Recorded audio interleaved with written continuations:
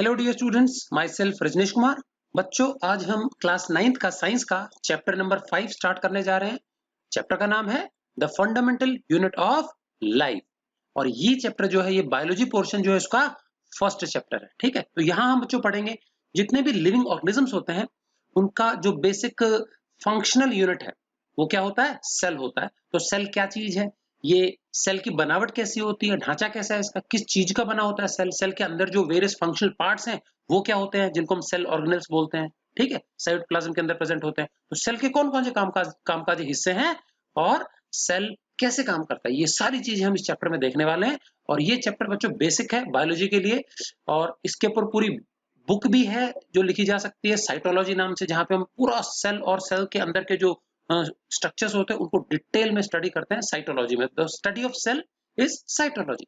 तो चलिए चलते हैं हम अपने चैप्टर की ओर। ठीक है, तो सबसे पहले हम देखेंगे कि सेल होता क्या है, और ये जो सेल है ये नाम कहां से आया, किसने सबसे पहले इस सेल की खोज की। तो बच्चों हम जानते हैं कि जितने भी लिविंग ऑर्गेनिजम्स होते हैं उनका शरीर जो है, चाहे वो बिल्कुल माइक्रोस्कोपिक सिंगल सेल ऑर्गेनिज्म हो, चाहे वो बहुत सारे सेल्स के बने हुए ऑर्गेनिज्म, बड़े छोटे कितने भी हो, सबका जो शरीर है, जितने भी लिविंग बींग्स हैं, वो छोटी छोटी इकाइयों का बना होता है जिनको हम सेल बोलते हैं। ठीक है कि नहीं क्या। और ये सेल जो है बच्चों, ये सबसे पहले खोज की थी रॉबर्ट हुक ने 1665 में। तो देखेंगे कैसे खोज की उसने, ठीक है, माइक्रोस्कोप की मदद से। चलिए, तो सबसे पहले देख लेते हैं सेल होता क्या है। Define cell. Cell is the smallest structural, functional and hereditary unit of every living organism. बच्चों, तीन प्रकार की इकाई है। सबसे छोटी इकाई है जिसके जुड़ने से, कॉम्बिनेशन से एक लिविंग बॉडी का, लिविंग ऑर्गेनिज्म का निर्माण होता है। तो ये एक तो स्ट्रक्चरल इकाई है, मतलब it forms the structure of all the living beings. Basic structure निर्माण के लिए सेल की आवश्यकता होती है। दूसरी बात, ये एक फंक्शनल इकाई है, ये क्रियात्मक इकाई भी है। इसका मतलब क्या होता है, लिविंग बीइंग के अंदर, लिविंग ऑर्गेनिज्म के अंदर जितने भी कामकाज होते हैं, लाइफ सपोर्टिंग एक्टिविटीज होती हैं, ये सारी की सारी सेल्यूलर लेवल पे होती है, सेल के अंदर होती है। ठीक है, और उसके बाद ये हेरिडिटरी इकाई भी है। हेरिडिटी होता है बच्चों कि जो जन्मजात लक्षण होते हैं उसको पेरेंट से अपनी अगली पीढ़ी में, ऑफस्प्रिंग में ट्रांसफर करना। तो सेल जो होता है, सेल उसके अंदर जेनेटिक मटेरियल होता है डीएनए के रूप में, न्यूक्लियस के अंदर होता है उसका जो कंट्रोल हाउस है। ठीक है, जो सेल की एक्टिविटीज को कंट्रोल करता है। और सेल जब डिवाइड करता है तो अपना ये डीएनए जो होता है ये अगले सेल में ट्रांसफर कर देता है। ठीक, और इस प्रकार से अपने सारे लक्षण जो होते हैं, कैरेक्टर्स होते हैं, वो भी ट्रांसफर कर देता है अपने अगले सेल में, अगली पीढ़ी में। तो इस प्रकार से सेल जो होता है वो कैरेक्टर्स को ट्रांसफर करने की इकाई भी है। समझ में आ गया। तीन प्रकार की इकाई हो गई है। ये स्ट्रक्चरल इकाई है, स्ट्रक्चर निर्माण के लिए है। उसके बाद ये क्रियात्मक इकाई भी है, और ये हेरिडिटरी यूनिट भी है for transfer of characters from one generation to other generation because of the presence of DNA. समझ में आ गया। तो ये था बच्चों बेसिक डेफिनेशन सेल की। ठीक है, हिंदी में इसी को हम कोशिका कहते हैं। ठीक है, चलिए अब how and by whom was the cell discovered. सर्वप्रथम जो सेल है वो किसने खोजा और कैसे खोजा। तो बच्चों, सेल की जो खोज है वो की थी रॉबर्ट हुक ने 1665 में। बच्चों, इस पीरियड में हमारे जो माइक्रोस्कोप्स थे उतने ज्यादा उन्नत नहीं थे। एक सिंगल कॉन्वेक्स लेंस का माइक्रोस्कोप यूज किया इन्होंने, वो सिंपल माइक्रोस्कोप था। तो दो प्रकार के मेन माइक्रोस्कोप होते हैं। सिंपल माइक्रोस्कोप वो होता है जिसमें सिर्फ एक ही लेंस यूज करते हैं, ये 10 20 50 गुना से ज्यादा बड़ा करके नहीं दिखाता चीजों को। जबकि जो कंपाउंड माइक्रोस्कोप होते हैं, ज्यादा उन्नत होते हैं, उसमें हम डबल लेंसेज यूज करते हैं। ठीक है, एक ऑब्जेक्टिव पीस, एक आई पीस। ऑब्जेक्टिव पीस जो होता है वो थोड़ा छोटा होता है, आई पीस होता है वो थोड़ा बड़ा होता है, जो आंख की तरफ होता है। दो अलग अलग लेंसेज होते हैं। ठीक है कि नहीं क्या। तो इनकी मदद से हम जो मैग्निफिकेशन है, मतलब वस्तु को कितना गुना बड़ा करके देखा जा सकता है, वो लगभग 1000 से 2000 3000 4 5000 तक भी हम बड़ा गुना करके देख सकते हैं उसको। ठीक, तो रॉबर्ट हुक ने बच्चों एक अर्ली टाइप का बहुत ही सिंपलिस्टिक माइक्रोस्कोप यूज किया, क्रूड माइक्रोस्कोप, सिंगल लेंस वाला। ठीक, चलिए तो क्या किया उसने, देखते हैं। Cell was discovered by Robert Hooke in 1665। तो उन्होंने क्या किया बच्चों, एक पेड़ आता है ओक ट्री, ओक का पेड़ आता है, ओ ए के ओक। इसका छाल है, छाल वो लिया इन्होंने, और छाल को ब्लेड से बहुत उसको पानी भिगो करके थोड़ा सा नरम कर लिया, और बहुत ही पतली सी उसकी स्लाइस काटी, छाल की स्लाइस काट ली, और उसको एक ग्लास स्लाइड पे रख करके उन्होंने माइक्रोस्कोप के नीचे देखा। ठीक है, तो जैसे ही उन्होंने माइक्रोस्कोप के नीचे देखा तो बच्चों उनको एक खाली मधुमक्खी के छत्ते के जैसा स्ट्रक्चर दिखाई दिया, उनको दिखाई दिया खूब सारे छोटे-छोटे हेक्सागोनल खाने बने हुए हैं, कंपार्टमेंट्स हैं, बॉक्स लाइक स्ट्रक्चर्स हैं, ठीक है कि नहीं क्या? तो जो कि क्या है, एक खाली हनीकॉम्ब मधुमक्खी के छत्ते के जैसा दिख रहा था और हर एक छोटा जो बॉक्स लाइक स्ट्रक्चर है, कंपार्टमेंट है, उसको उन्होंने नाम दिया सेल्यूला, लैटिन भाषा में सेल्यूला, जो कि अंग्रेजी में आगे चल के क्या बना, सेल। तो सेल का मतलब होता है बच्चों कंपार्टमेंट, बॉक्स लाइक स्ट्रक्चर, ये लैटिन भाषा का शब्द है और यहीं से नाम पड़ गया सेल। तो एक्चुअल में जो रॉबर्ट हुक ने देखा था बच्चों, वो प्लांट की छाल जो होती है, बार्क टिश्यू होता है, कॉर्क होता है, उसके डेड सेल्स थे। तो प्लांट्स जो होते हैं, प्लांट सेल जो होते हैं, उसमें सबसे बाहर की जो परत होती है, सेल वॉल डेड लेयर होती है और उन्होंने सिर्फ और सिर्फ बाहर की बाउंड्री वॉल देखी थी सेल की, अंदर उनके कुछ था नहीं, डेड सेल्स होते हैं, तो अंदर लिविंग मैटर नहीं होता है। तो लिविंग मैटर जो होता है सेल का, जिसको हम प्रोटोप्लाज्म बोलते हैं, आगे पढ़ेंगे, वो नहीं था। वो सिर्फ और सिर्फ उन्होंने क्या है, सेल की बाउंड्री मात्र देखी, अंदर उनको कुछ दिखाई नहीं दिया, तो खाली बॉक्स लाइक स्ट्रक्चर्स देखे। समझ में आ गया? और बाद में बच्चों, उन्हीं के बाद में आगे चल के एक और पर्सन थे जो कि किसी एक ऑप्टिशियन की दुकान में काम करते थे, चश्मे की दुकान पे काम करते थे। नाम था बच्चों Anton van Leeuwenhoek. Anton van Leeuwenhoek, spelling ध्यान से गौर करेंगे, ल्यू LWU, फिर van WENHOEK, Anton van Leeuwenhoek. इन्होंने बच्चों दो लेंसेज का प्रयोग करके, भाई एक लेंस इनके हाथ में था और गलती से इन्होंने क्या, एक और लेंस के सामने एक और लेंस रख के कोई चीज को देखो तो बहुत ज्यादा बड़ी दिखाई दी उनको, तो अचानक से उनके मन में ख्याल आया कि डबल लेंसेज को यूज करके हम क्या है, किसी चीज को बहुत बहुत बड़ा गुना करके हम मल्टीप्लाई करके हम उसको देख सकते हैं बड़ा टाइम्स, ठीक है। सो इन्होंने पहली बार एक कंपाउंड माइक्रोस्कोप डिवाइस किया और इन्होंने तालाब के वाटर से, तालाब का जो पानी है उसमें से एक आधी बूंद निकाल करके क्या है, माइक्रोस्कोप के नीचे देखा, तो पहली बार इनको लिविंग सेल्स दिखाई दिए, जो हमारे अमीबा होते हैं, जो हमारा पैरामीशियम है, यूग्लिना है, इस प्रकार के लिविंग सेल्स पॉन्ड वाटर में सर्वप्रथम किसने देखे, एंटोन वैन लिवेनहॉक। तो बच्चों दो प्रकार के क्वेश्चन आते हैं इसमें, who discovered cell, Robert Hooke, लेकिन उन्होंने डेड सेल देखे। लिविंग सेल्स सबसे पहले डिस्कवर किए या किन्होंने देखे, एंटोन वैन लिवेनहॉक ने, और उन्होंने खुद ही अपना एक कंपाउंड माइक्रोस्कोप डिवाइस किया, कोई बायोलॉजी से कोई रिलेशन नहीं था इनका, ये सिंपल एक ऑप्टिशियन की दुकान पे काम करते थे। सो इन्होंने खुद डिवाइस किया और फिर इन्होंने सर्वप्रथम लिविंग सेल्स को ऑब्जर्व किया अंडर द कंपाउंड माइक्रोस्कोप। समझ में आ गया? तो compound microscope uses two different kinds of या टू डिफरेंट कॉन्वेक्स लेंसेज, ठीक है। ओके जी, ये लेंसेज आप पढ़ चुके हैं 8th क्लास में, ठीक। सो देखिए, the cell was discovered by Robert Hooke in 1665। He observed a thin slice of cork. Cork होता है पेड़ की छाल, डेड टिश्यू है ये, इसका एक बहुत ही पतला सा स्लाइस उन्होंने देखा अंडर ए क्रूड माइक्रोस्कोप, मतलब simple microscope. He saw some box like compartments, उनको कुछ खाने खाने डब्बे जैसे स्ट्रक्चर्स दिखाई दिए, विच रिजेंबल्ड ए हनीकॉम्ब, और जो कि कैसा दिखता था, वो एक मधुमक्खी के छत्ते के समान दिखाई पड़ता था। He called them as cells, और प्रत्येक जो कंपार्टमेंट है, बॉक्स लाइक स्ट्रक्चर है, उसको नाम दिया उन्होंने सेल। तो लैटिन भाषा के सेल्यूला से आया ये। And what he actually saw were the cell walls of dead cells, तो डेड सेल की सेल वॉल उसने देखी थी। And later on Anton van Leeuwenhoek for the first time observed free living cells, उसने जीवित सेल्स देखे pond water में using a compound microscope, ठीक है। चलिए आगे चलते हैं। अब देखते हैं प्रोटोप्लाज्म क्या होता है बच्चों।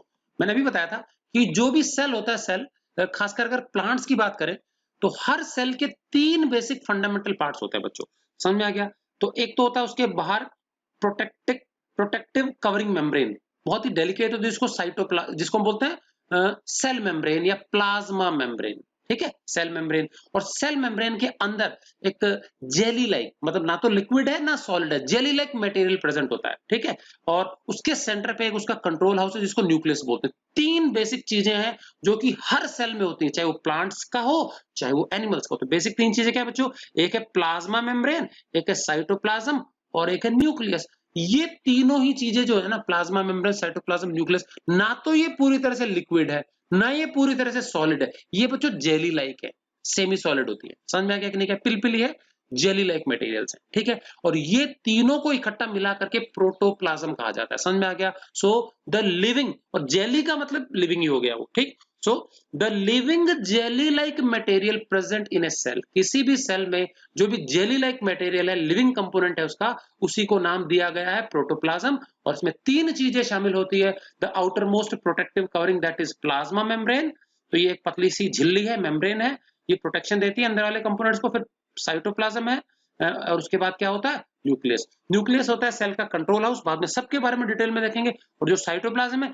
इसमें सेल के सारे कामकाजी ऑर्गन्स होते हैं, जिसको हम ऑर्गन ना कह के ऑर्गेनेल यूज करते हैं शब्द, organelles. So plasma membrane outer covering हो गई। Cytoplasm it contains the working parts of the cell that is known as organelles, ORGAN and ELLE और लग जाएगा, organelles. And the nucleus is the control house of the cell. It controls all the essential activities, vital activities of the cell. तो ये तीनों के तीनों हिस्से होंगे तो कंप्लीट सेल कहलाएगा। इन तीनों को इकट्ठा मिला करके प्रोटोप्लाज्म बोलते हैं। अब ये तीनों चीजें हर सेल में होती हैं। इसके अलावा जो प्लांट्स होते हैं बच्चों, प्लांट्स में जो सेल मेम्ब्रेन है या प्लाज्मा मेम्ब्रेन है, इसको सेल मेम्ब्रेन भी कह सकते हैं, प्लाज्मा मेम्ब्रेन, इसके बाहर एक एडिशनल प्रोटेक्टिव कोटिंग और होती है जिसको सेल वॉल कहते हैं। समझ में आ गया? So it is an additional protective covering outside the plant cells only. तो और वो डेड होती है। सेल वॉल क्या होती है? डेड होती है। तो सेल वॉल सिर्फ प्लांट सेल्स में एक्स्ट्रा पाई जाती है, एक्स्ट्रा प्रोटेक्शन देने के लिए। रिजिड होती है, टफ होती है, मजबूत होती है, ताकि सेल फूटे ना। तो हम आगे डिस्कस करेंगे बाद में। क्लियर? तो बेसिकली हर सेल में जो प्रोटोप्लाज्म है वो बेसिक कंपोनेंट होगा, और ये तीन भागों में बटा है, plasma membrane, cytoplasm and nucleus. ठीक? और ये जो शब्द है प्रोटोप्लाज्म, ये लिविंग जेली लाइक मटेरियल के लिए यूज होता है। और सर्वप्रथम इसको बच्चों यूज जो किया था वो किया था पुरकिंज ने। किसने यूज किया था? पुरकिंज। तो कॉइन का मतलब होता है first person to use this term. So who coined the term protoplasm? The term protoplasm was coined, coined मतलब used for the first time by Purkinje. Clear? चलिए, तो ये दोनों चीजें बहुत अच्छे से याद रखेंगे, डेफिनेशन इसकी। अगला बच्चों सेल थ्योरी है हमारी। तो ये सेल थ्योरी का मतलब होता है सेल के बारे में बेसिक जानकारी दी गई है यहाँ पे। समझा कि क्या होता है सेल, सेल के बेसिक लक्षण क्या है। जितने भी लिविंग ऑर्गेनिजम्स हैं वो सेल्स के बने हैं, ये तो ठीक है, बट उन सेल्स में क्या समानता है, क्या क्या चीजें हैं जो कि कॉमन होती हैं। तो सेल के बारे में बेसिक जानकारी है जो आपको जाननी जरूरी है। ठीक है? तो बच्चों जो सेल के बारे में जो वर्णन है पहला in the form of A theory, वो सबसे पहले दिया था शेल्डिन एंड श्वान ने। ये दो पर्सन है, शेल्डिन SCH, शेल्डिन एंड श्वान। समझ में आ गया? इन दोनों ने दिया था for the first time cell theory. बाद में इसमें एक दो पॉइंट और ऐड करके मॉडिफिकेशन करके रॉबर्ट विर्को ने इसको मॉडिफाइड फॉर्म में प्रेजेंट किया। तो इसके पॉइंट भी मैंने इसमें ऐड कर दिया। समझ में आ गया? तो दोनों चीजें याद रखेंगे। Originally the cell theory was put forward by Sheldon and Schwann, and it was later on modified by Robert Virchow. Clear है? तो रॉबर्ट विर्को ने इसको बाद में मॉडिफाई किया। तो देखते हैं क्या है अकॉर्डिंग टू दिस थ्योरी, क्या कहती है थ्योरी। सबसे पहला चीज, जितने भी लिविंग ऑर्गेनिजम्स हैं, चाहे वो छोटा हो चाहे वो बड़ा हो, वो या तो सेल्स के बनते हैं या फिर सेल के हिस्सों के बनते हैं। They are only made up of cells and their parts, या उसके कंपोनेंट। ठीक है? सो देखो फर्स्ट पार्ट क्या है हमारा, every living organism is made up of cells and their parts. Cells और सेल्स के हिस्सों के ही बनते हैं सारे के सारे लिविंग ऑर्गेनिज्म, चाहे वो बिल्कुल सूक्ष्म से सूक्ष्म बैक्टीरिया हो या बहुत बड़े से बड़ा जीव हो। ठीक है? प्लांट्स हो, एनिमल्स हो, एनीथिंग। उसके बाद all the cells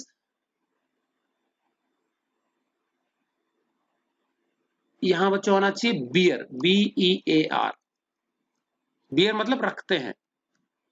ठीक है? all the cells bear fundamental similarity in their structure, functions and composition. जितने भी सेल्स होते हैं, चाहे वो सोर्स कोई भी हो, चाहे वो प्लांट्स का ले लो, चाहे एनिमल्स का ले लो, चाहे माइक्रो ऑर्गेनिजम्स का ले लो, all the cells bear fundamental similarity, उनमें मूलभूत समानता पाई जाती है बनावट में, स्ट्रक्चर में, फंक्शंस में, कामकाज में एंड कंपोजिशन में। और उनके अंदर केमिकल कंपोजिशन क्या उनका समझ में आ गया कि नहीं? क्या तो स्ट्रक्चर में, फंक्शन में और कंपोजिशन बनावट में इनमें आधारभूत समानता पाई जाती है। फॉर एग्जांपल प्लाज्मा मेम्ब्रेन, जितने भी सेल्स होते हैं, चाहे वो प्लांट का ले लो, एनिमल का ले लो, वो एक ही प्रकार के मेटल की बनी हुई है, उनमें सबका कामकाज एक ही है प्लाज्मा मेम्ब्रेन का। इसी प्रकार से जो अंदर सेल ऑर्गेनल्स हैं, अगर मान लीजिए एक सेल ऑर्गेनल है, माइटोकॉन्ड्रिया है, एंडोप्लाज्मिक रेटिकुलम है, लाइसोसोम है, गोल्गी बॉडी है, चाहे सेल किसी भी जीव का हो, इन बेसिक ऑर्गेनल्स के काम सेम टू सेम होते हैं। तो कार्य में समानता है, स्ट्रक्चर में आधारभूत समानता है, कंपोजिशन में समानता है। समझ में आ गया? डीएनए है जो कि न्यूक्लियस के अंदर होता है, तो उसका काम सभी सेल्स के लिए एक समान होता है। समझ में आ गया कि नहीं? क्या तो उनमें एक आधारभूत समानता होती है, चाहे कोई भी सोर्स हो सेल का। अगला क्या है, cell is also a hereditary unit. बच्चों ये शेल्डन एंड श्वान ने नहीं दिया था, ये विर्को ने ऐड किया पॉइंट। ठीक है? सेल जो होता है न केवल स्ट्रक्चरल और फंक्शनल इकाई है, बल्कि ये हेरिडिटरी इकाई भी है। तो अगला पॉइंट जो है वो तो डेफिनेशन ही है सेल की, क्या है? Cell is the smallest structural and functional unit of living organism. जितने भी लिविंग ऑर्गेनिजम्स है उनकी क्रियात्मक इकाई एंड संरचनात्मक इकाई, मतलब उनकी जो संरचना है लिविंग ऑर्गेनिजम्स की, उनका जो शरीर का निर्माण है वो सेल सेल सेल के जुड़ने से हुआ है, और कामकाज जो होता है वो सेल के लेवल पे होता है, सेल के अंदर ही कामकाज होता है लिविंग बॉडी के। समझ में आ गया? तो ये दो तो इकाई है ही है, साथ में रॉबर्ट विर्को ने क्या ऐड किया, ना केवल ये स्ट्रक्चरल और फंक्शनल इकाई है अपितु ये एक हेरिडिटरी इकाई भी है, मतलब ये लक्षणों को ट्रांसफर करने वाली इकाई भी है एक पीढ़ी से दूसरी पीढ़ी में। तो बच्चों हमने जो पहली डेफिनेशन देखी थी चैप्टर के स्टार्टिंग में, डिफाइन सेल, उसमें तीनों चीजें इंक्लूड की गई हैं। Cell is the smallest structural functional and hereditary unit of living organism. समझ में आ गया? इन दोनों को कंबाइन करके हमारा कंप्लीट पैकेज बना, सेल की डेफिनेशन बनी मॉडर्न। ठीक है, तो रॉबर्ट विर्को ने क्या ऐड किया, cell is also a hereditary unit. Cell क्या है? एक हेरिडिटरी यूनिट भी है। ठीक है कि नहीं? ये लक्षणों को ट्रांसफर करने वाली यूनिट भी है। समझ में? क्या हिंदी में इसको बोलेंगे अनुवांशिकता, अनुवांशिक यूनिट, मतलब जो वंश दर वंश, एक वंश से एक पीढ़ी से अगली पीढ़ी में गुणों को ट्रांसफर करने की इकाई भी है। तो सेल का न्यूक्लियस जब डिवाइड होता है तो अपना जेनेटिक मेटेरियल डीएनए की अपनी कॉपी बना के अगली जनरेशन में भेज देता है, तो गुण भी चले जाते हैं उसके साथ में। So cell is also a hereditary unit as it contains genetic material. समझ में आ गया? जेनेटिक मटेरियल होता है इसमें, किस रूप में होता है? डीएनए, इसी को हम क्रोमोसोम्स भी बोलते हैं, तो न्यूक्लियस के अंदर ही मौजूद होता है। न्यूक्लियस का स्ट्रक्चर जब डिटेल में पढ़ेंगे तो बताएंगे इसके बारे में। ठीक है, अगला हमारी डेफिनेशन ये सेल की, the structural and functional unit of living organism, ये होता है सेल। और लास्ट इंपॉर्टेंट पॉइंट क्या है? Every new cell arises by the division of pre existing cells. इसका मतलब हर एक जो नया सेल होता है वो कैसे बनता है? वो पहले से जो मौजूद सेल है उसके विभाजन से बनता है, उसके डिवीजन से बनता है। कोई भी एक सेल है वो डिवाइड करेगा अपना, वो खाएगा पिएगा मैच्योर करेगा, उसका न्यूक्लियस दो भागों में बट जाएगा, फिर साइटोप्लाज्म दो भागों में बट जाएगा, डिवाइड करने का दो सेल बन गए, दोनों को हम डॉटर सेल बोलेंगे, नए सेल जो है। ठीक है, तो दो नए सेल कैसे बने? पहले से मौजूद सेल के डिवीजन से बने। हम क्रिएट नहीं कर सकते उसको लेबोरेटरी में। समझ में आ गया? So if a new cell has to come, it has to come by the division of pre-existing cells। समझ में आ गया बच्चों? तो ये बेसिक हमारे 5 पॉइंट्स हैं, and these are included in the cell theory। समझ में आ गया? तो इसके जो ओरिजिनल प्रपोजर थे Schleiden and Schwann, and later on it was modified by Robert Virchow. बच्चों नाम बहुत सारे हैं साइंटिस्ट के, अच्छी तरह इसको प्रोनाउंस करना ढंग से सीखेंगे, बोलना सीखेंगे, ढंग से इसको लिखेंगे। समझ में आ गया? बहुत सारे नाम है, आपको याद रखना पड़ेगा, डिस्कवरीज बहुत सारी, 10-15 करीब नाम है पूरे चैप्टर में। चलिए अगला हमारा क्या है बताइए, Why is a cell called the structural and functional unit of life? अभी हमने देखा था डेफिनेशन कहती है ना, इसका ऊपर जो पॉइंट लिखा हुआ है चौथा नंबर पॉइंट, सेल जो है स्ट्रक्चरल संरचनात्मक इकाई क्यों कहलाती है? भाई सेल्स के जुड़ने से ही लिविंग बॉडी का निर्माण होता है, चाहे वो कैसा भी हो ऑर्गेनिज्म, और ये क्रियात्मक इकाई भी है, फंक्शनल इकाई भी है। सारे कामकाज जो होते हैं वो सेल के लेवल पे होते हैं। जितनी भी लाइफ सपोर्टिंग एक्टिविटीज है, डाइजेशन हो, रेस्पिरेशन हो, वो सब सेल के अंदर होता है। एनर्जी रिलीज की प्रक्रिया हो, एक्सक्रीशन हो, वेस्ट मेटल को रिमूव करना हो, ट्रांसपोर्टेशन, सारा काम जो होता है वो सेल्यूलर लेवल के अंदर होता है, सेल्स के अंदर होता है। और यही कारण है कि सेल को हम क्या है, क्रियात्मक इकाई भी कहते हैं। तो देखेंगे अगला, क्यों कहते हैं इनको structural and functional unit? Cell is called the structural and functional unit of life. ये स्ट्रक्चरल और फंक्शनल यूनिट है जीवन की। क्यों? Because all the living organisms are made up of cells and their components. जितने भी लिविंग ऑर्गेनिजम्स हैं वो सेल्स के बने होते हैं या सेल्स के हिस्सों के ही बने होते हैं। Further, all the life supporting activities of an organisms are performed at cellular level। इसका मतलब है जितने भी लाइफ सपोर्टिंग एक्टिविटीज है, वाइटल एक्टिविटीज है, जीवन के लिए आवश्यक जो गतिविधियां होती हैं वो सारी की सारी जो होती हैं वो सेल के अंदर ही होती हैं, सेल्यूलर लेवल पे होती हैं। समझ में आ गया? और इसीलिए क्या जो सेल होता है उसको हम जीवन की फंक्शनल इकाई भी कहते हैं। तो स्ट्रक्चरल इकाई भी है, सेल के जुड़ने से ही मल्टी सेल्यूलर बड़े ऑर्गेनिजम्स की बॉडी का निर्माण होता है, और सेल के अंदर ही सारे कामकाज भी होते हैं लिविंग बॉडी के। ठीक है, चलिए उसके बाद हम देखेंगे बच्चों, सेल का जो सबसे बाहर का हिस्सा होता है जो सभी सेल्स में कॉमन है, प्लाज्मा मेम्ब्रेन। ये मैंने बताया प्लांट सेल में इसके बाहर एक और एडिशनल प्रोटेक्टिव कवरिंग होती है, सेल वॉल, उसके बारे में बाद में स्टडी करेंगे। फिलहाल प्लाज्मा मेम्ब्रेन सभी प्रकार के सेल्स में कॉमन है, प्लांट सेल हो चाहे एनिमल सेल हो। ठीक है, तो क्या होती है प्लाज्मा मेम्ब्रेन, इसका स्ट्रक्चर क्या है और इसका फंक्शन क्या है, तो ये हमको देखना है भी। ठीक है, तो ये आउटर मोस्ट कवरिंग है, लिविंग कवरिंग है, और ये बिल्कुल डेलिकेट सॉफ्ट मेम्ब्रेन है जो कि किसी सेल को कवर करती है। ठीक है, प्रोटेक्शन देती है। चलिए, so what is plasma membrane? It is a thin, delicate, outermost covering of every cell, ये हर सेल की बहुत ही पतली सी डेलिकेट सॉफ्ट कवरिंग है जो कि सेल को बाहर से सुरक्षा देती है, ठीक है कि नहीं क्या। और प्लांट सेल में इसके बाहर एक और टफ प्रोटेक्टिव कवरिंग होती है जिसको हम क्या बोलते हैं, सेल वॉल बोलते हैं। वो एडिशनल प्रोटेक्शन है। जैसे हमारा देखो बच्चों गाड़ी मोटर में होता है ना ट्यूब, और ट्यूब के बाहर फिर टायर्स भी होते हैं, तो एडिशनल प्रोटेक्शन देने के लिए टायर रूपी हार्ड जो टफ मेम्ब्रेन होती है सेल वॉल, वो सिर्फ प्लांट्स में होती है। एनिमल सेल्स जो होते हैं उनमें सिर्फ outer most membrane plasma membrane तक ही होती है। सेल मेम्ब्रेन बोल दो चाहे प्लाज्मा मेम्ब्रेन बोल दो, ठीक है। चलिए अभी कंपोजिशन किस चीज का बनता है, तो बेसिकली बच्चों ये किस चीज की बनती है, कुछ इसमें प्रोटीन्स होते हैं, लिपिड्स होते हैं और ग्लाइकोप्रोटीन्स होते हैं। ये तीन प्रकार की चीजें होती हैं। तो होता क्या है बच्चों, it is made up of two layers of lipids. अब बच्चों देखो लिपिड्स, ये जो दिखा रहा है बॉल लाइक स्ट्रक्चर, तो उसके नीचे जो येलो कलर की टेल है, ठीक है, ये एक लिपिड मॉलिक्यूल है। तो एक परत तो ऊपर की ओर है और एक परत नीचे की ओर है, समझ में आ गया। अब ये जो सेल की मेम्ब्रेन है, इस मेम्ब्रेन के बाहर की तरफ लिक्विड मीडियम होगा, वाटरी पार्ट होगा, और अंदर इसका जो साइटोप्लाज्म उसमें भी खूब सारा पानी होता है। तो बच्चों ये जो लिपिड मॉलिक्यूल होता है, लिपिड मतलब फैट्स, इस फैट मॉलिक्यूल के दो एंड होते हैं, एक तो ये गोल गोल सा एंड है, ठीक है, और एक ये टेल लाइक एंड है। अब ये मॉलिक्यूल के जो दोनों एंड्स है, इसमें से एक एंड ऐसा होता है जो वाटर को अट्रैक्ट करता है, जिसको हम बोलते हैं हाइड्रोफिलिक एंड, और दूसरा एंड जो होता है जिसको वाटर से डर लगता है, इट रिपेल्स वाटर। तो ये जो टेल वाला जो पूंछ वाला हिस्सा है, ये वाटर रिपेलिंग एंड है, इसको बोलते हैं हाइड्रोफोबिक एंड। समझ में आ गया, दो प्रकार के एंड हो गए लिपिड मॉलिक्यूल के, हाइड्रोफिलिक, हाइड्रोफोबिक। हाइड्रोफिलिक होता है जो ऊपर से का बॉल लाइक स्ट्रक्चर है, ये तो वाटर अट्रैक्टिंग पार्ट है और ये वाटर रिपेलिंग पार्ट है। अब बच्चों ये जो प्लाज्मा मेम्ब्रेन है, सेल के जो होता है बाहर भी वाटरी पार्ट होता है, जूसी पार्ट होता है, और सेल के अंदर भी, भाई जेली है तो जेली के अंदर वाटर भी होगा ना, नमी होगी, अंदर भी वाटर है। तो अभी जो बाहर का जो ये हाइड्रोफिलिक पार्ट है, ये तो वाटर की तरफ अट्रैक्ट होता है, तो ये वाटर की तरफ एंड्स आते हैं गोल गोल गोल गोल, नीचे भी वाटर की तरफ एंड्स आएगा, ठीक है कि नहीं क्या। और इसका जो वाटर रिपेलिंग हिस्सा है, जो पानी से दूर जाता है, वो अंदर की तरफ बंद हो जाता है, समझ आ गया। इस प्रकार से एक तो लिपिड की लेयर ऊपर आ गई और एक लिपिड की लेयर अंदर आ गई, इसको बोलते हैं बाइलिपिड लेयर, समझ में आ गया। दो लिपिड की लेयर है ऊपर नीचे, क्लियर है। अब लिपिड्स हमारे फैट्स होते हैं, ऑयल्स होते हैं, और ये वाटर प्रूफिंग का काम करते हैं, ये पानी को अंदर बाहर आना जाने नहीं देते। अभी इसी के बीच में इस मेम्ब्रेन के अंदर बाहर, अभी सेल के अंदर कोई चीज जाएगी तो कैसे जाएगी, सेल के बाहर निकलेगी तो कैसे निकलेगी, तो कुछ स्पेशल प्रोटीन्स होते हैं जो क्या होते हैं, एसोसिएटेड होते हैं इनके साथ में। तो ये प्रोटीन्स ये दिखाए हैं, कुछ कुछ इन्होंने देखो ये येलोइश कलर के दिखाए हैं, ये ग्रीनिश कलर के दिखाए हैं, कुछ इन्होंने ब्लूइश कलर के दिखाए हैं। तो ये कुछ प्रोटीन्स हैं, ग्लाइकोप्रोटीन्स बोलते हैं इनको। ग्लाइको मतलब होता है ग्लाइकोजिन प्लस प्रोटीन्स, तो ये कार्बोहाइड्रेट और प्रोटीन का मिक्सचर है। इसी प्रकार से फॉस्फोलिपिड्स होते हैं, फॉस्फेट ग्रुप, और साथ में लिपिड्स का मिक्सचर होता है, ठीक है कि नहीं क्या। तो कई प्रकार की चीजें हैं यहाँ पे, छोटे छोटे कंपाउंड्स हैं, ग्लाइकोप्रोटीन्स, फॉस्फोलिपिड्स, इस प्रकार की चीजें होती है, ठीक है।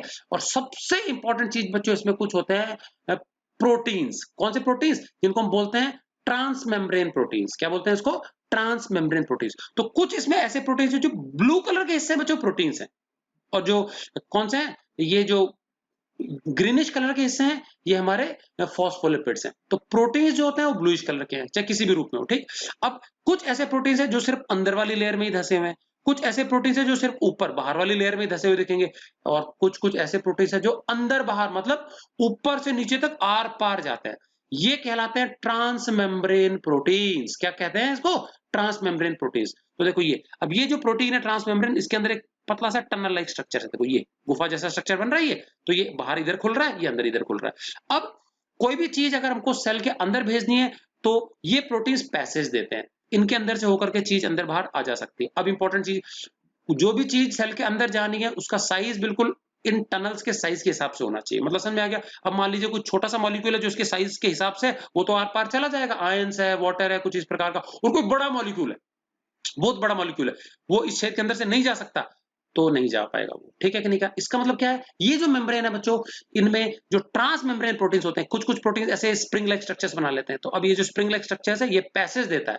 ठीक है। अब इसका जो डायमीटर है उसके अनुसार ही चीज अंदर बाहर आ जा पाएगी। अगर इसके साइज से बड़ा साइज है पार्टिकल का, तो this membrane will not allow the particle to pass, तो कुछ को आर पार आने जाने देगी, कुछ को नहीं आने जाने देगी। तो बच्चों इस प्रकार का जो स्ट्रक्चर है, ये जो पूरा है, अगर इसको हम ऊपर से व्यू देखें तो बिल्कुल एक हमको मोजाइक फ्लोर के जैसा लगता है, और क्योंकि प्लाज्मा मेम्ब्रेन है, सॉलिड तो नहीं है, ये जेली लाइक मटेरियल है, तो most of it is fluid part है, ठीक है, लिक्विड जैसा है, गाढ़ा लिक्विड जैसा ही है, ठीक है, झिल्ली है पतली सी।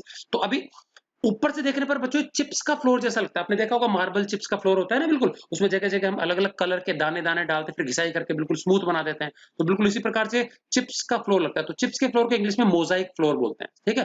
तो ऊपर से देखने पर ऐसा लगता है कि ये बाकी जगह सीमेंट डाली और बीच बीच में जगह जगह जो ये प्रोटीन निकले पड़े हैं अलग अलग कलर्स के दिखते हैं, ये चिप्स के फ्लोर की तरह दिखते हैं, तो इसलिए इसको क्या मोजाइक फ्लोर बोला गया था, मोजाइक मॉडल। तो ये जो फ्लूइड मोजाइक मॉडल जो प्लाज्मा मेम्ब्रेन का दिया था सर्वप्रथम, ये बच्चों दो साइंटिस्ट ने दिया था, सिंगर एंड निकोलसन। तो इसी को हम बोलते हैं fluid mosaic model of the plasma membrane, and this is the most accepted model to the present day, ठीक है। अभी ये जो ट्रांस मेम्ब्रेन प्रोटीन्स है, इसके कारण ही जो ये प्लाज्मा मेम्ब्रेन है बच्चों, इसका नेचर कैसा होता है, सेलेक्टिवली परमिएबल, पार्शियली परमिएबल। इसका मतलब it selectively allows certain materials to pass through the membrane। ये मेम्ब्रेन के आर पार कुछ मेटल्स को जाने देती है डिपेंडिंग अपॉन द साइज, और कुछ को रेस्ट्रिक्ट कर लेती है, रोक लेती है। तो इट इज सेलेक्टिवली परमिएबल, या इसी को बोल सकते हैं semi permeable, partly permeable. Permeable मतलब परमिट करना, अलाउ करना। तो कुछ चीजों को जिनका साइज इन पैसेजेस के अकॉर्डिंग होगा उनको तो आर पार जाने देती है, और कुछ को ये रोक लेती है। समझ में आ गया? तो ध्यान देंगे तो किस किस चीज की बनी है, two layers of lipid, and in these two layers some protein molecules are embedded, proteins, glycoproteins, phospholipids, they are embedded. तो देखो composition, it is made up of two layers of lipids. बच्चों लिपिड्स फैट्स होते हैं, in which, जिसमें कि many proteins and glycoproteins are embedded, बहुत सारे proteins, glycoproteins, phospholipid भी लिख सकते हैं, they are embedded. The structure looks like a mosaic floor. समझ आ गया? चिप्स का जो फ्लोर होता है मोजाइक फ्लोर होता है, जिसमें हम बारीक बारीक अलग अलग कलर के दाने डालते हैं और उसके बाद घिसाई करा देते हैं उसकी, तो बिल्कुल वो अलग अलग ऐसे छिट छिटे से दाने दाने दिखाई देते हैं, अलग अलग कलरफुल, उस प्रकार के फ्लोर के जैसा इसका लुक होता है टॉप से। And hence this model of plasma membrane is called fluid mosaic model. और ये मॉडल प्रपोज किया था बच्चों, ये जो फ्लूइड मोजाइक मॉडल है इसको दिया था सिंगर एंड निकोलसन। ये नाम याद रख लेंगे, आ जाता है कई बार, ठीक है। चलिए, तो ये हमारा था प्लाज्मा मेम्ब्रेन का मॉडल। आपको डायग्राम सिर्फ दिखाने पर्पस के लिए दिया, आपको ज्यादा ड्रॉ करने की जरूरत नहीं, यहाँ से देख करके काम चला लेंगे, ठीक है। अदरवाइज ड्रॉ करने में थोड़ी सी दिक्कत आएगी, और बनाना चाहते हो तो आप बना सकते हो, अदरवाइज कोई जरूरी नहीं है। बच्चे बहुत पूछते हैं कि सर ये डायग्राम बनाना है कि नहीं बनाना है, तो मैं जैसे जैसे एक्सप्लेन करूंगा बताते जाऊंगा कौन से डायग्राम बनाने हैं कौन से नहीं बनाने, तो यू कैन लिव इट, ठीक है। या सिंपल एक बहुत छोटा सा स्ट्रक्चर बना सकते हैं, इतना लंबा बनाने की जरूरत नहीं, थोड़ा सा पार्ट इसका बनाना चाहो तो बना सकते हो टाइम बीइंग के लिए, जिससे आपको समझने में आसानी हो, ठीक है। चलिए, उसके बाद हम देखते हैं बच्चों काम क्या करती है। तीन बेसिक काम है प्लाज्मा मेम्ब्रेन का, उसका नेचर मैंने अभी बताया था। फंक्शन क्या है इसके, it gives shape and size to the cell, क्योंकि सबसे बाहर की कवरिंग है तो हमको पता लगता है कि सेल की बाउंड्री कहां तक है, तो इससे हमको सेल के आकार और सेल के शेप के बारे में पता लगता है, सेल का शेप कैसा है and how big is the cell, उसका बाउंड्री का नाप पता लगता है। समझ में आ गया? फिर उसके बाद क्योंकि सेल की बाउंड्री है, it protects the inner delicate parts, मतलब ऑर्गेनेल्स, फ्रॉम मैकेनिकल इंजुरी। अंदर के सेल के जो कामकाजी हिस्से हैं, बहुत ही सॉफ्ट डेलिकेट पार्ट्स हैं साइटोप्लाज्म के जो अंदर है, उनको उनकी रक्षा करती है, उनको मैकेनिकल इंजुरी से, चोट से बचाती है, ठीक है। And it allows transport of materials in and out of the cell, और ये ट्रांसपोर्टेशन को रेगुलेट करती है। समझ में आया? कुछ चीजों को सेल के बाहर जाने देती है, वेस्ट मटेरियल्स हो गया, फूड हो गया, इंपॉर्टेंट चीज हो गया, ऑक्सीजन हो गया, वाटर, मिनरल्स, इनको सेल के अंदर भी आने देती है। समझ में आ गया? सो आर पार ट्रांस मेम्ब्रेन जो ट्रांसपोर्टेशन होता है, इन एंड आउट जो ट्रांसपोर्टेशन होता है मेटल्स का, वो अलाउ करती है, लेकिन सभी को नहीं करने देती। अब मान लीजिए कोई चीज बहुत बड़ी साइज की और उसको सेल के अंदर आना है, नहीं आ पाएगी, लेकिन जाना जरूरी, जैसे फूड ही है तो पहले फूड को डाइजेस्ट करना पड़ेगा, तो कुछ एंजाइम्स होंगी जो बाहर रिलीज होंगी, और वो फिर क्या है, उस फूड पार्टिकल को छोटे छोटे हिस्सों में डाइजेस्ट कर देंगी। डाइजेस्ट करने के बाद वो छोटे पार्ट में टूट गया, फिर वो इस मेम्ब्रेन के आर पार आ जा पाएगा। तो इसी कारण से सेल के अंदर तक न्यूट्रिशन पहुंचाने के लिए डाइजेशन बहुत इंपॉर्टेंट प्रक्रिया है बच्चों। डाइजेशन क्या करता है, बड़े फूड मॉलिक्यूल को छोटे साइज में कन्वर्ट कर देता है, ताकि वो प्लाज्मा मेम्ब्रेन के पार जा करके और अंदर घुस सके सेल के। बड़ा साइज का होगा तो घुस नहीं पाएगा। समझ में आ गया? चलिए, उसके बाद नेचर ऑफ प्लाज्मा मेम्ब्रेन, इसकी प्रकृति कैसा है, तो it is semi permeable in nature. मैंने बताया ना, या तो हम सेलेक्टिवली परमिएबल बोलेंगे या सेमी परमिएबल। सेमी मतलब पार्टली, और परमिएबल मतलब अलाउ करना।